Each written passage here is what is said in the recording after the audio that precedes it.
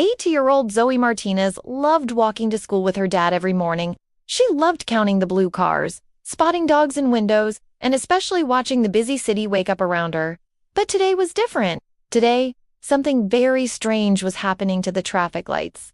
"Come on," Dad groaned, tapping his fingers on his coffee cup as they stood at the crosswalk on Maple Street.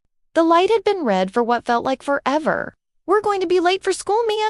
Zoe giggled as her dad did his funny, frustrated dance, shifting from foot to foot. "Maybe the light is sleepy, Papa."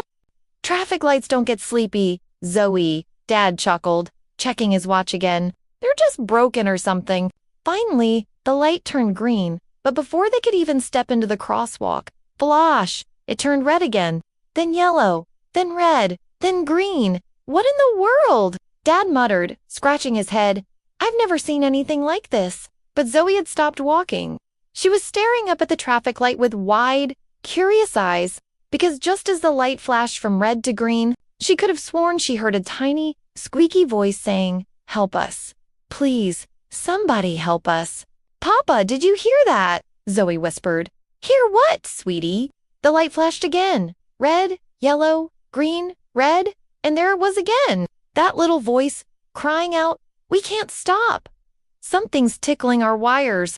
Zoe's heart raced with excitement. She looked around to see if anyone else had heard it, but all the grown-ups were just looking annoyed at their phones or checking their watches. "Hello?" Zoe whispered up at the traffic light. "Zoe, who are you talking to?" Dad asked, but he was distracted, trying to figure out when it was safe to cross. Did someone just talk to me?" The tiny voice squeaked with surprise. "Yes, I can hear you," Zoe whispered back, bouncing on her toes. "What's wrong?" "Oh, my circuits and switches. You can actually hear me." The traffic light's voice was filled with joy and relief. "I'm Blinky. Well, that's what the pigeons call me. And we're in terrible trouble." Dad finally managed to rush Zoe across the street during a brief green moment, but Zoe kept looking back at Blinky. "I'll come back after school," she called softly. All day long, Zoe couldn't stop thinking about Blink. During math class, she doodled traffic lights in her notebook. During lunch, she asked her best friend Maya, "Do you think traffic lights have feelings?" Maya nearly choked on her sandwich. "Traffic lights? Zoe, you're so weird sometimes." But she said it with a big smile, because that's what made Zoe the most interesting friend ever. When school ended, Zoe convinced her dad to walk home the same way. "Please, Papa, I want to see if that light is still acting funny." Sure enough, Blinky was still flashing wildly, and now other traffic lights down the street were doing the same thing. The whole city looked like a disco party, but not the fun kind. "This is getting ridiculous," Dad muttered, pulling out his phone to call Mom. "Traffic is backing up everywhere." While Dad was busy talking, Zoe stepped closer to Blinky's pole. "It's me, Zoe. I came back." "Zoe, oh, thank my lucky bulbs, you're here." Blinky's voice was shaking. "It's getting worse. They're tickling all of us now." "Who's tickling you?" "The Chaos Sprites. They live in the tunnels underground, and they think it's hilarious to mess with our wires." "But Zoe, tomorrow is the Rainbow Parade, and they're planning something terrible." Zoe's eyes went wide. The Rainbow Parade was the biggest event of the year. Every family in the city came out to watch the colorful floats, marching bands, and dancing groups. Zoe and her family had been looking forward to it for weeks. "What are they planning?" she whispered. "They want to make all of us flash at the same time during the parade's biggest moment. Can you imagine? Thousands of people will be stuck in the streets, emergency trucks won't be able to move, and families will be separated in the chaos."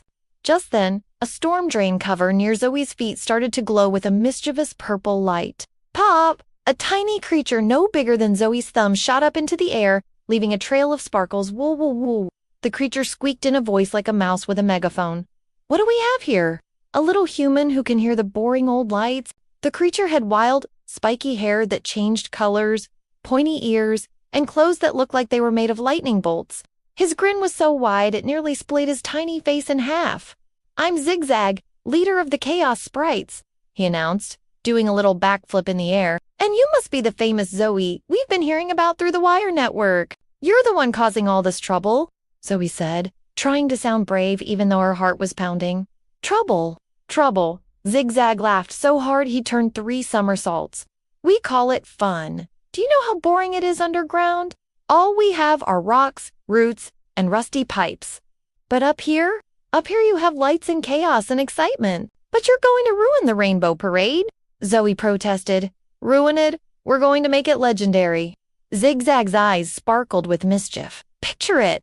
Every traffic light in the city flashing like crazy, people running everywhere, cars honking, total beautiful chaos. That's not beautiful. That's scary, Zoey said. Families will get lost. Little kids will cry. What if someone gets hurt? For just a moment, Zigzag's grin flickered. Hurt? We don't want anyone to get hurt. We just want M. What do you want? Zoey asked gently. Zigzag's colorful hair dimmed a little. We want to be part of something exciting. We've been underground for so long. Just watching through the wires as all the fun happens above us. Suddenly, Zoey understood. The Chaos Sprites weren't mean. They were lonely. They just wanted to be included in the amazing things that happened in the city. Zigzag, Zoey said, her voice filled with a new idea. What if I told you there was a way to be part of the rainbow parade that would be even more exciting than chaos? Impossible! Zigzag scoffed, but his eyes were curious. What if, instead of making the traffic lights go crazy, you helped them create the most beautiful light show the city has ever seen? Blinky's bulbs flickered with excitement. Oh, I love that idea. A light show. Zigzag tilted his tiny head. Think about it, Zoey said, her words tumbling out faster as her excitement grew. During the parade, all the traffic lights could flash in rainbow patterns, and you sprites could make the underground cables sparkle and glow. It would be like magic. Zigzag zoomed in a quick circle, his hair cycling through every color of the rainbow. That actually does sound pretty amazing. But would people really notice us? Are you kidding? Everyone would be talking about the mysterious rainbow light show for years. You'd be city legends. And Zoey, Dad's voice called out, Come on, we need to get home. I have to go, Zoey whispered urgently. But tomorrow, during the parade, will you try my idea? Zigzag and Blinky exchanged glances. Well, as much as a sprite and a traffic light could exchange glances. All right, little human. Zigzag grinned. We'll try it your way, but it better be as exciting as you promised. The next day, the entire Martinez family headed downtown for the rainbow parade. The streets were packed with families carrying balloons, kids with painted faces, and everyone wearing their brightest, most colorful clothes. Look at all these people, Zoey breathed, holding tight to Dad's hand and her mom's hand on the other side. I've never seen the city this crowded, Mom said, taking pictures with her phone. This is going to be the best parade ever. As the parade began, Zoey kept looking up at the traffic lights. She could see Blinky and his friends standing ready, their bulbs glowing steadily. She wondered if Zigzag and the sprites were really going to keep their promise. The parade was magnificent. There were floats shaped like giant flowers, marching bands playing happy songs, dancers in costumes that looked like butterflies, and even a group of dogs wearing rainbow tutus. But as the biggest, most beautiful float approached, a massive rainbow castle with spinning wheels and singing performers, Zoey heard Blinky's voice in her mind. Get ready, Zoey, here we go. Suddenly, every traffic light on the parade route began to flash in perfect rhythm. Red, orange, yellow, green, blue, purple, over and over, creating waves of color that rippled down the street like a rainbow river. What in the world? Dad gasped. It's beautiful, Maya squealed. But that wasn't all. From beneath the street, a soft, magical glow began to emanate from the storm drains and man. Zigzag and his sprite friends were making the underground cables sparkle like fairy lights, creating patterns of light that danced beneath everyone's feet. The crowd erupted in cheers and applause. People were taking videos, kids were jumping up and down, and everyone was pointing at the incredible light show happening all around them. It's like the whole city is celebrating with us. Mom laughed, spinning Zoey around. The light show continued for the entire parade, with each traffic light and each group of sprites perfectly coordinated. It was better than any fireworks display, more magical than any movie special effect. As the last float passed by and the lights returned to normal, Zoey heard a tiny, happy voice near her ear. That was amazing! We felt like real city heroes. It was Zigzag, hovering invisibly near her shoulder. Thank you, Zoe. We never knew that working together could be so much more fun than causing chaos. Thank you for trusting me, Zoey whispered back. You made today magical for everyone. From that day forward, whenever Zoey walked through the city, she would wave at her traffic light friends, and they would flash her special hello patterns. that only she could see. And sometimes, when the city needed a little extra magic, during festivals, or snow days, or just because the traffic lights and Chaos Sprites would work together to create small light shows that made everyone smile.